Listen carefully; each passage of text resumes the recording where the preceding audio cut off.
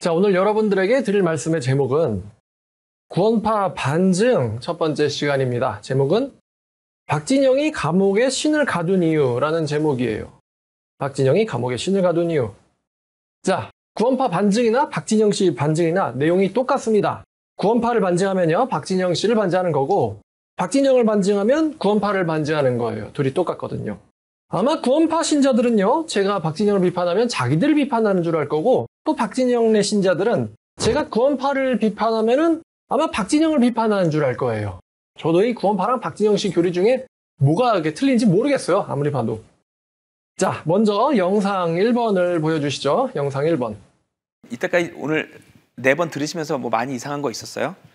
여러분, 이게 제가 전한 게 뭐가 위험해요? 자, 박진영 씨가 여태까지 들으면서 뭐 이상한 거 있었어요? 이게 박진영 씨 강의 말미에 나오는 이야기인데, 뭐 제가 전하는 게 뭐가 위험해요? 이렇게 말했거든요. 근데 여러분, 이단 사이비들은요, 하는 말을 거꾸로 들으면 되죠? 영상 2번 틀어주세요. 내 미래를 다 정해놓으셨다? 아닙니다. 우리 미래는 우리가 정하는 건데요. 하나님은 미리 보실 수만 있는 거예요. 어저께 말씀드렸죠. CCTV 과거를 돌려보듯이 미래를 돌려보실 수 있는 거지 개입하시는 게 아니에요. 자, 이상한 말 여러분 뭔가 느끼셨습니까? 내 미래를 다 정해놓으셨다? 아닙니다. 하나님은 미리 보실 수만 있는 거예요. CCTV 과거를 돌려보듯이 미래를 돌려보실 수 있는 거지 개입하시는 게 아니에요. 내 미래를 다 정해놓으셨다? 아닙니다. 하나님은 미리 보실 수만 있는 거예요. 미래를 돌려보실 수 있는 거지 개입하시는 게 아니에요. 자, 지금 같은 영상을 몇 번 반복해서 보았는데요. 박진영 씨가 뭐라고 말했느냐? 하나님은 인간의 미래를 보실 수만 있지 정하시거나 개입하지 않는다. 이렇게 얘기했어요. 그죠? 제가 지어낸 말 아닙니다. 자, 바로 한번 반박 들어가죠. 진짜요? 하나님은 인간의 미래를 정하지 않는다? 여러분, 로마서 8장 29절부터 30절까지 보겠습니다. 자, 29절. 하나님이 미리 하신 자들을 또한 그 아들의 형상을 본받게 하기 위하여 미리 정하셨으니 이는 그로 많은 형제들 중에 맏아들이 되게 하려 하심이라. 또 미리 정하신 그들을 또한 부르시고 그들을 또한 의롭다 하시고 의롭다 하신 그들을 또한 영화롭게 하셨느니라. 미리 정하신 그들 반복되고 있죠. 자, 갈라디아서 1장 15절 말씀입니다. 자, 그러나 내 어머니의 태로부터 나를 택정하시고 그의 은혜로 나를 부르신 이가. 자, 정하시고 나오죠. 자, 에베소서 1장 5절입니다. 에베소서 1장 5절. 그 기쁘신 뜻대로 우리를 예정하사 예수 그리스도로 말미암아 자기 아들들이 되게 하셨으니 예정하사. 자, 베드로전서 2장 8절입니다. 또한 부딪히는 돌과 걸려 넘어지게 하는 바위가 되었다 하셨느니라.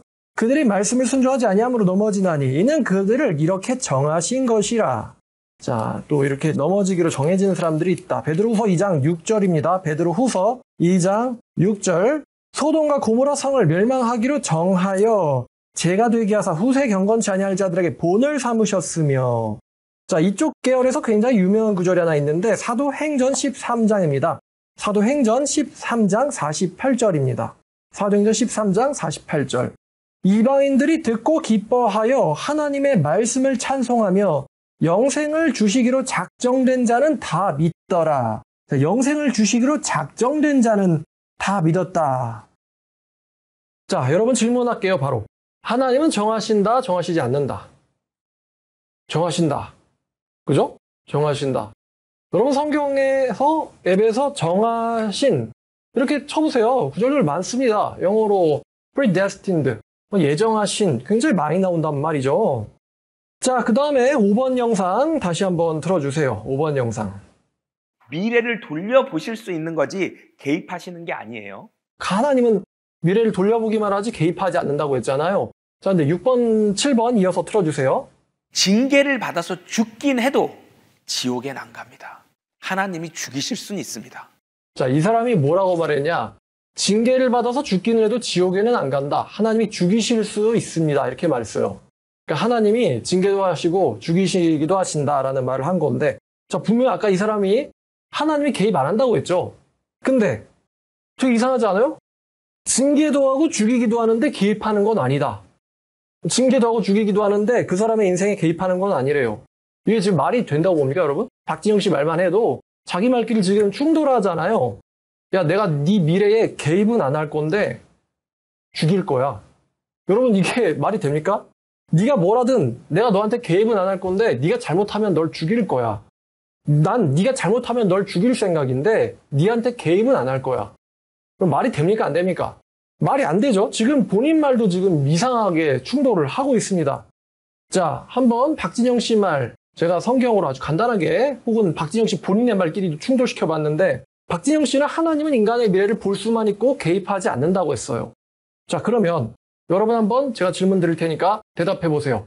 박진영 씨한테 이 질문 갖다 줘도 됩니다. 대답 못합니다, 그 양반. 자, 성경 전체에서 하나님이나 여호와가 주어고 동사가 미래 시제인 성경 구절이 얼마나 많을 것 같으세요? 하나님은 미래에 개입하지 않는다 했잖아요, 박진영 씨가.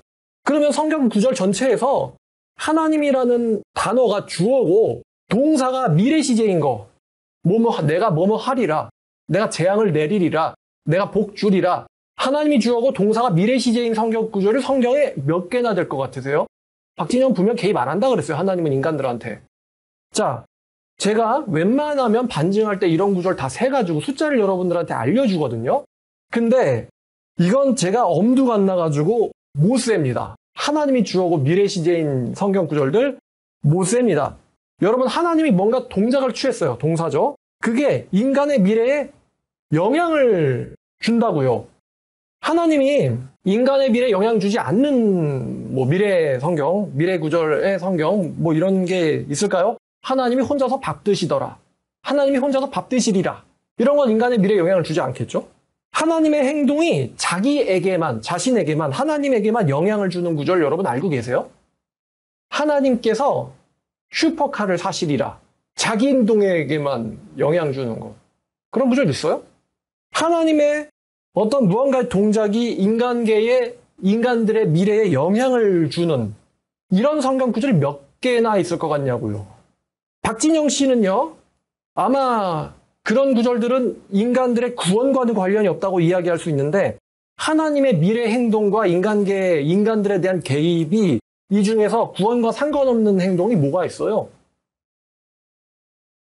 여러분, 지금 박진영 씨를 믿는 사람들을 한번 생각 잘 해보세요. 하나님이 진짜 인간 세상에 개입을 못 하시거나 안 하신다고 생각하나요? 하나님이 인간계에 개입을 안 하신다고? 여러분, 하나님이 인간계에 개입을 안 한다면은 그게 무능한 신, 방관하는 신, 방관자 신이랑 뭐가 다릅니까? 성경에 전능하신 하나님이란 말이 얼마나 많이 나와요. 근데 하나님이 미래를 볼 수만 있지 개입을 못 한다? 그게 무슨 전능이에요? 무능이지. 여러분, 예레미야가 감옥에 갇혔는데 하나님께서 회복을 예언을 해주셨을 때 예레미야가 자기는 감옥에 있다고 불평할 때 하나님이 예레미야한테 뭐라고 말씀해 주셨는지 예레미야 32장 27절입니다. 자, 예레미야 32장 27절. 나는 여호와여 모든 육체의 하나님이라 내게 할 수 없는 일이 있겠느냐. 모든 육체 하나님이라 이게 무슨 말이에요? 나는 모든 인간들한테 개입할 수 있다는 거예요. 예레미야한테도 개입할 수 있고 바벨론의 왕 느부갓네살, 하나님을 안 믿는 느부갓네살한테도 개입할 수 있고 모든 육체들에게 나는 개입하는 하나님이다. 전능한 하나님, 내게 못하는 일이 있겠느냐. 박진영은 하나님은 개입 안 한다 그랬어요. 자, 한번 27절과 44절까지 쭉 읽어볼게요. 나는 여호와여 모든 육체 하나님이라 내게 할 수 없는 일이 있겠느냐. 그러므로 여호와께서 이와 같이 말씀하시니라. 보라, 내가 이 성을 갈대아인의 성과 바벨론 느부갓네살 왕의 손에 넘길 것인즉 그가 차지할 것이라. 이 성을 치는 갈대아인들이 와서 이 성읍에 불을 놓아 성과 집 곧 그 지붕에서 바알에게 분향하며 다른 신들에게 전제를 들여 나를 경노하게 한 이 집들을 사르리니 이는 이스라엘과 자손이 유다 자손이 예로부터 내 눈앞에 악을 행했을 뿐 아니라 이스라엘 자손은 그의 손으로 만든 것을 가지고 나를 경노하게 한 것뿐이니라. 여호와의 말씀이니라. 이 성이 건설된 날로부터 오늘까지 나의 노여움과 분을 일으킴으로 내가 내 앞에서 그것을 옮겨버리려 하노니 이는 이스라엘 자손과 유다 자손이 모든 악을 행하여 내 노여움을 일으켰음이라. 그들과 그들의 왕들과 그의 고관들과 그의 제사장들과 그의 선지자들과 유다 사람들과 예루살렘 주민들이 다 그러하였느니라. 그들이 등을 내게 돌리고 얼굴을 내게로 향하지 아니하며 내가 그들을 가르치되 끊임없이 가르쳤는데도 그들은 내 가르침을 듣지 아니하며 받지도 아니하고 내 이름으로 일컬음을 받는 집에 자기들의 가장 물건을 세워서 그 집을 더럽게 하며 흰놈의 아들의 골짜기에 바알의 산당을 건축하였으며 자기들의 아들들과 딸들을 몰래 앞으로 지나가게 했느니라. 그들이 이런 가짜한 일을 행하여 유다로 범죄하게 한 것은 내가 명령한 것도 아니요 내 마음에 둔 것도 아니니라. 그러나 이스라엘 하나님 여호와께서 너희가 말한 바 칼과 기근과 전염병으로 말미암아 바벨론 왕의 손에 넘긴 바 되었다는 이 성에 대하여 이와 같이 말씀하시느니라. 보라, 내가 노여움과 분함과 큰 분노로 그들을 쫓아 보내었던 모든 지방에서 그들을 모아들여 이곳으로 돌아오게 하여 안전히 살게 할 것이라. 그들은 내 백성이 되겠고 나는 그들의 하나님 될 것이며 내가 그들에게 한 마음과 한 길을 주어 자기들과 자기 후손들의 복을 위하여 항상 나를 경외하게 할 것이며 내가 그들의 복 주려고 그들을 떠나지 아니하리라는 영원한 언약을 그들에게 세우고 나를 경외함을 그들의 마음에 두어 나를 떠나지 않게 할 것이며 내가 기쁨으로 그들에게 복을 주되 나의 마음과 정성을 다하여 그들을 이 땅에 심으리라. 여호와께서 이와 같이 말씀하시니라. 내가 이 백성에게 큰 재앙을 내린 것 같이 허락한 모든 복을 내가 그들에게 내리리라. 너희가 말하기를 황폐하여 사람이나 짐승이 없으며 갈대아인들의 손 넘긴 바 되었다는 이 땅에서 사람들이 밭을 사되 베냐민, 예루살렘, 유다 성읍, 산지의 성읍, 저지대의 성읍, 네겝의 성읍들에 있는 밭을 은으로 사고 증서를 기록하여 봉인하고 증인으로 세우리니 이는 내가 그들을 포로로 돌아오게 함이니라. 여호와의 말씀이니라. 자, 여러분 이거 읽어보시고 여호와가 볼 수만 있지 개입은 못해 이렇게 말할 수 있어요?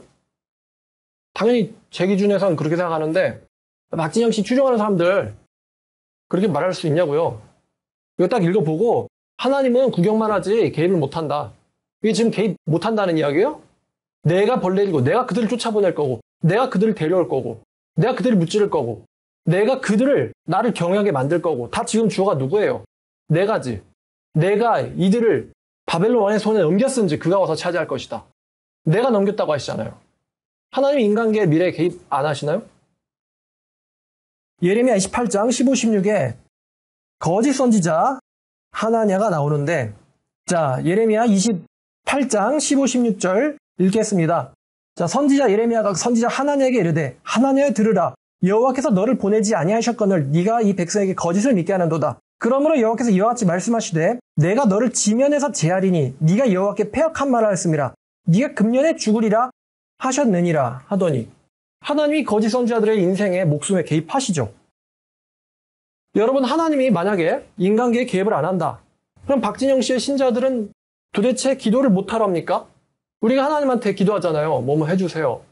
뭐뭐 해달라고 기도하지 않습니까? 그런데 하나님이 인간계에 개입을 안 한다. 그럼 못하러 기도하죠? 개입을 안 하는 신한테 못하러 기도를 합니까? 예수님이 분명히 우리한테 너희는 이렇게 기도해라. 이렇게 말씀하셨어요. 임하시오며 또 1년 양식을 주시옵고 또 계속 우리의 죄를 사해 주옵시며 계속 뭐뭐 해달라는 기도를 우리에게 가르쳐 주시잖아요. 예수님께서 이렇게 기도하라고 가르치셨는데 요한복음에 보면은 아버지께서 친히 너에게 응답해 주겠다라고 말씀하셨어요. 예수님은. 근데 하나님이 개입을 안 하면 왜 하나님한테 기도하라고 예수님이 가르치시는데요? 예수님이 우리 아버지 하나님은 개입 안 하는 신이니까 기도할 필요도 없고 의미도 없다라고 가르쳤습니까? 또 여러분 하나님이 제일 개입하는 사건이 잘 드러나는 성경이 뭘까요? 많은 성경 다 그렇지만 요나서 어떻습니까 여러분? 여러분 요나서 보면 하나님이 니느웨의 백성들한테 개입해요. 안 믿는 사람들한테. 요나가 불평하니까 또 요나의 미래에도 개입을 하십니다. 요나서 1장 14절부터 17절까지 요나가 왜 불평을 하는데요? 하나님이 개입할 것 같았는데 실제로 개입을 하니까 불평을 한 거거든요. 요나서 1장 14부터 17까지 무리가 여호와께 부르짖어 이르되 여호와여 구하고 구하오니 이 사람의 생명 때문에 우리를 멸망시키지 마옵소서. 무지한 피를 우리에게 돌리지 마옵소서. 주 여호와께서는 주의 뜻대로 행하시니이다 하고 요나를 들어 바다에 던짐에 바다가 뛰노는 것이 곧 그친지라. 그 사람들이 여호와를 크게 두려워하여 여호와께 제물을 드리고 사원을 하였더라. 여호와께서 이미 큰 물고기를 예비하사 요나를 삼키게 하셨으므로 요나가 밤낮 3일을 물고기 뱃속에 있으니라. 2장 10절 여호와께서 그 물고기에게 말씀하시매 요나를 육지에 토하니라. 3장 10절 하나님께서 그들이 행한 것 곧 그 악한 길에서 돌이켜 떠난 것을 보시고 하나님이 뜻을 돌이키사 그들에게 내리리라고 말씀하신 재앙을 내리지 아니하시니라. 그러니까 이제 요나가 되게 4장 1절부터 보니까 요나가 매우 싫어하고 성내며 여호와께 기도하여 이르되 여호와여 내가 고국에 있을 때 이러하겠다고 말씀하지 아니하셨나이까. 그러므로 내가 빨리 다시스로 도망하였사오니 주께서는 은혜로우시며 자비로우시며 노하기를 더디하시며 인내가 크시사 뜻을 돌이켜 재앙을 내리지 아니하시는 하나님이신 줄 내가 알았음이니이다. 여호와여 원하건대 이제 내 생명을 거두어 가소서. 사는 것보다 죽는 것이 내게 나음이니이다 하니 여호와께서 이르시되 네가 성내는 것이 옳으냐 하시니라. 하나님이 폭풍우도 준비해요. 큰 물고기도 준비하세요. 물고기한테 또 토하라고도 말씀하시고, 또 지금 6절부터 11절까지 보니까 하나님이 여호와께서 박넝쿨을 예비하사 요나를 가리게 하셨으니 이는 그의 머리를 위하여 그늘이 지게 하여 그의 괴로움을 면하게 하려 하심이었더라. 요나가 박넝쿨로 말미암아 크게 기뻐했더니 하나님이 벌레를 예비하사 이튿날 새벽에 박넝쿨을 갉아먹게 하심에 시드니라. 해가 뜰 때에 뜨거운 동풍을 예비하셨고 해는 요나의 머리에 쪼임에 요나가 혼매어 스스로 죽기를 구하여르되 사는 것보다 죽는 것이 내게 나으니다니라. 하나님이 요나에게 이르시되 네가 이 박넝쿨로 말미암아 성내는 것이 어찌 옳으니 하시니 그가 대답하되 내가 성내어 죽기까지 할지라도 옳으니이다 하니라. 여호와께서 이르시되 네가 수고도 아니하고 재배도 아니하고 하룻밤에 났다가 하룻밤에 말라버린 이 박넝쿨을 아꼈거든. 하물며 이 큰 성읍 니느웨는 좌우를 분별하지 못하는 자가 12만 명이요 가축도 많이 있나니 내가 어찌 아끼지 아니하겠느냐 하시니라. 하나님이 벌레도 준비하시고 박넝쿨도 준비하시고 그늘도 준비하시고 뜨거운 동풍도 준비하시고 하나님께서 정말 바쁘시죠? 요나서 읽어보면은. 우리가 요나서 읽으면서 하나님이 쳐다만 보시고 개입은 안 하셔. 이렇게 말할 수 있습니까? 하나님은 니느웨의 백성들한테도 개입을 하시고 요나한테도 개입을 하세요. 요나가 하나님이 개입할 것 같아가지고 니느웨를 가기 싫었던 거예요. 저 백성들을 회개시킬까봐 하나님이. 근데 하나님이 폭풍을 준비해가지고 요나에게 뜻을 돌려가지고 물고기를 준비하셔가지고 요나를 니느웨로 보내버리잖아요. 요나가 선포하니까 사람들이 회개하지 않습니까? 그러니까 하나님 요나 그걸 보고는 하나님께서 회개시킬 것 같아가지고 내가 안 가겠다고 했는데 그래서 이게 뭐냐 이렇게 불평을 하잖아요. 그러니까 요나가 불평하는 거에 대해서 뭔가 깨달음을 주려고 박넝쿨도 예배하시고 벌레도 예배하시고 하나님이 개입을 안 하네 이렇게 말할 수 있어요? 여러분 출애굽기 10대장은 어때요? 그것도 하나님이 개입 안 한 건가요? 너무 지나치게 개입하셔가지고 이방 사람들이 다 이스라엘의 하나님을 믿게 된 거 아니에요? 알게 된 거 아니에요? 노아의 홍수는요? 여리고 성이 무너진 건요? 소돔과 고모라가 불타버린 건요? 아브라함이 이삭 죽이려고 했을 때 하나님이 아브라함 부르면서 못 죽이게 하신 건요? 하나님이 성전에서 사무엘을 부르신 건요? 다 개입 안 하신 건가요? 하나님이 사무엘 보내가지고 다윗에게 기름 붓게 한 건요? 여호와 하나님이 구경만 하시고 개입은 안 하셔? 그래요? 성경 읽다 보면은 능하신 팔, 권능의 손 이런 단어 나오죠? 하나님의 능하신 팔, 권능의 손 이게 뭔데요? 찬송가에도 팔의 안기세라는 찬송이 있잖아요. 하나님의 손과 팔이 뭘 의미하죠? 그냥 하나님이 손이 팔이 있다 이런 뜻인가요? 하나님의 손, 하나님의 팔을 보라 이런 건 하나님의 전능하신 전격적인 개입을 이야기하는 겁니다. 하나님의 개입. 하나님이 손이 없어요, 팔이 없어요. 왜 보기만 하고 개입을 못해요? 이사야 45장 7절부터 9절까지를 보시면 박진영 같은 사람이 여기 등장합니다. 이사야 45장 7절부터 9절까지. 자, 나는 빛도 짓고 어둠도 창조하며 나는 평안도 짓고 환난도 창조하나니 나는 여호와라. 이 모든 일들을 행하는 자니라 하였노라. 자, 개입 안 하세요? 하늘이여 위로부터 공의를 뿌리며 구름이여 의를 부를지어다. 땅이여 열려서 구원을 싹트게 하고 공의도 함께 움트게 할지어다. 나 여호와가 이 일을 창조하였느니라. 공의와 구원, 나 여호와가. 질그릇 조각 중 한 조각 같은 자가 자기를 지으시니와 더불어 다툴진대 화 있을진저. 진흙이 토기장에게 너는 무엇을 만드느냐 또는 네가 만든 것이 그는 손이 없다 말할 수 있겠느냐. 박진영이 하나님은 개입을 안 한다. 손이 없다고 말하는 거잖아요, 하나님한테. 하나님 모든 걸 다 하셨는데 지어진 주제에 하나님의 역사 가운데 사는 주제에 하나님은 손이 없어. 하나님은 개입을 안 하셔. 여러분 박진영 씨가 뭐라고 했죠? 하나님은 미래를 볼 수만 있지 개입하지 않는다 그랬어요. 자, 여러분 바깥 일을 볼 수만 있고 개입을 못하는 사람들이 있는 곳이 어딜까요? 감옥이죠. 감옥입니다. 왜 박진영은 자기 신을 감옥에 가뒀을까요? 박진영 씨가 자기 신을 감옥에 가둔 것은 신을 자판기로 취급하기 위해서입니다. 구원 자판기. 여러분 자판기는 인격체가 아닙니다. 버튼 누르면 캔을 내놓듯이 내가 버튼 누르면 신은 구원을 내놔야 돼요. 아까 박진영 씨가 하나님은 인간의 미래를 정하지도 않고 개입하지도 않는다 그랬어요. 하나님을 구원 자판기로 취급하기 위해서죠. 자판기는요, 스스로가 정하지 못하고 개입하지 못합니다. 아무 때나 어떤 사람이 와서 깡패가 두들기든 언제 두들기든 누르면 내놔야 돼요. 상대가 악인이든 의인이든 누르면 내놔야 됩니다. 영업시간이든 영업시간 외든 누르면 내놔야 돼요. 그게 자판기입니다. 자판기는요, 자기 주권이 없어요. 내가 믿는다고 생각하면 무조건 구원을 내놔야 돼. 여러분, 하나님이 구원을 박진영 씨나 우리한테 빚졌습니까? 언제 박진영 씨가 자기 구원을 하나님한테 맡겨놨습니까? 왜 내가 믿는다고만 생각하면 왜 하나님은 그걸 내놔야 되죠? 여러분 콜라 한 캔을 먹을래도 자판기에 뭘 넣어야 돼요? 돈을 넣어야 되죠. 근데 박진영 씨는 한 푼도 안 넣고 천국 영생을 그냥 내놓으라고 하죠. 근데 원래 하나님을 구원 자판기 취급하는 것은 1900년대 후반부터 구원파 교리가 퍼졌을 때 유행했던 겁니다. 구원 자판기 취급은 이거는 박진영 씨가 만든 교리가 아니에요. 원래부터 구원파에 팽배해져 있던 교리죠. 구원파 교리에는요, 성화가 없고 구원파 교리, 박진영 씨 교리에는 의무가 없습니다. 권리만 있고 의무는 없어요. 그러니까 이제 제가 나중에 또 이 설명을 하겠지만 살인 강간을 해도 천국 가는데 지장이 없다라는 논리가 나오는 거예요. 박진영 씨가 뭐라고 말했냐면요. 히브리서 9절 몇 개가 사실로 편안하게 받아들여지면 미래에 어떻게 하느냐랑은 상관없이 무조건 천국 가는 거래요.